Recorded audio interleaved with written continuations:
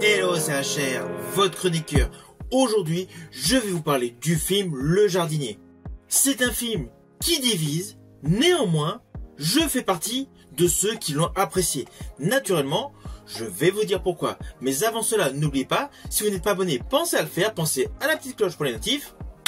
Let's go! Faites attention, hein. C'est l'assurance vie de ma famille, ce truc-là. L'assurance vie de votre famille?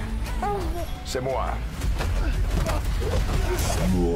Redescendez un peu, Léo. Hein. Alors ce film, Le Jardinier, met en vedette principale Jean-Claude Van Damme, Michael Youn et Nawel Madani. C'est une comédie d'action réalisée par David Charon. Alors l'histoire est extrêmement simple. Michael Youn est un politicien, il est marié à Nawel Madani, il a une fille d'un précédent mariage et un nouveau bébé. Plus précisément, une petite fille. Il est le 5e nom sur une liste de personnes à abattre.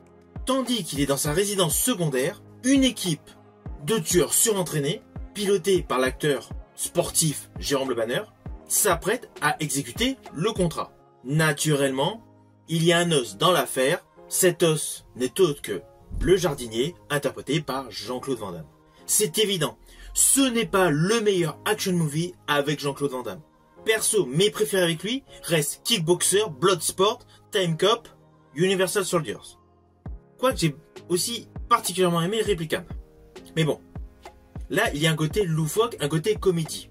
L'histoire est extrêmement simpliste, il y a des gags à la mesure de Michael Youn, et petit reproche que je ferai, c'est concernant les lignes de script attachées à Nawel Madani. Nawel Madani a une très belle carrière dans le registre du comique, et malheureusement, dans ce film, son rôle est beaucoup plus concentré sur du sérieux. Moi, perso, je fais partie de ceux qui l'apprécient pour la rigolade. De ce fait, si vous appréciez comme moi le talent de comique de Nawel Madani, ce film va vous décevoir. Dans ce film, c'est une mère de famille extrêmement sérieuse. Ceci dit, elle joue très bien. Néanmoins, son rôle est très peu développé en début de film, on la voit beaucoup plus sur le final. On va pas se mentir, ce film est totalement porté par Jean-Claude Van Damme et Michael Youn. Alors concernant Michael Youn, on retrouve naturellement son côté potache. Côté qui n'est pas forcément ma priorité dans un film. Mais bon, il est évident qu'il en fait un peu trop. Perso, je n'ai pas du tout compris l'intérêt de la séquence où il est habillé en soldat allemand. Mais bon, c'était dans le script, ok. Mais alors concernant Jean-Claude Van Damme, c'est évident, on est dans le second degré, on est dans l'amusement. Mais le côté qui est plaisant, qui fera sourire les fans de l'acteur Jean-Claude Van Damme, c'est qu'en fait dans ce film, il y a pas mal de clins d'œil. Clins d'œil sur sa filmographie et sur des polars intéressants.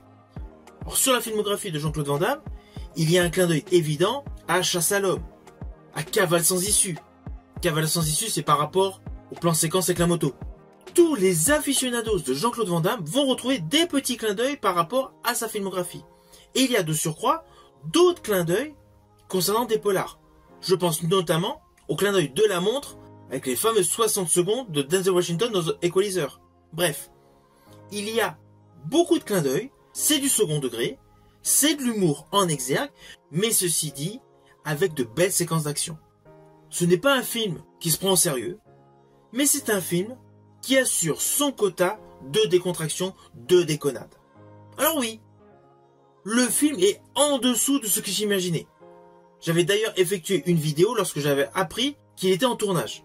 Ce film n'est pas un film qu'on regarde à plusieurs reprises, c'est évident.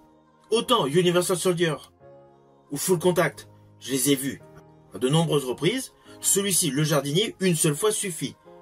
Mais cela reste un bon divertissement.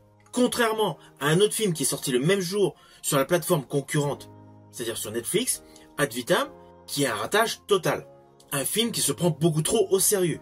Tandis que dans celui-ci, sur Prime Video, nous savons d'office que c'est de la déconnade, du second degré. De ce fait, ne cherchez pas à voir un polar action extrêmement sérieux avec Michael Youn. Il a certes démontré ces dernières années qu'il a un talent d'acteur, mais dès qu'il met un pied dans la comédie, forcément cela tourne au burlesque. Et malgré le côté action movie de Jean-Claude Van Damme, le côté comique de Michael Youn est là. Alors cela fait un doux mélange assez particulier, mais cela reste selon moi tout de même un bon divertissement. Et je rajouterai que la séquence finale où Jean-Claude Van Damme est habillé en moine pourrait laisser penser qu'il pourrait y avoir une suite. Redescendez un peu, Léo, hein. Alors au final, naturellement, c'est un film que je vous invite à voir sur Prime Video. Alors oui, ce n'est pas le meilleur film avec Van Damme, mais malgré tout, cela reste un bon divertissement où il y a pas mal de clins d'œil au cinéma d'action. Et je rajouterai que c'est une bonne surprise de découvrir Nawal Madani dans un rôle à contre-emploi où elle démontre un réel talent. Si vous avez aimé ma vidéo, n'oubliez pas tout simplement de mettre en commentaire ce que vous avez pensé de ce film et surtout pensez au petit pouce vers le haut et au partage. Je vous dis à bientôt pour une prochaine vidéo.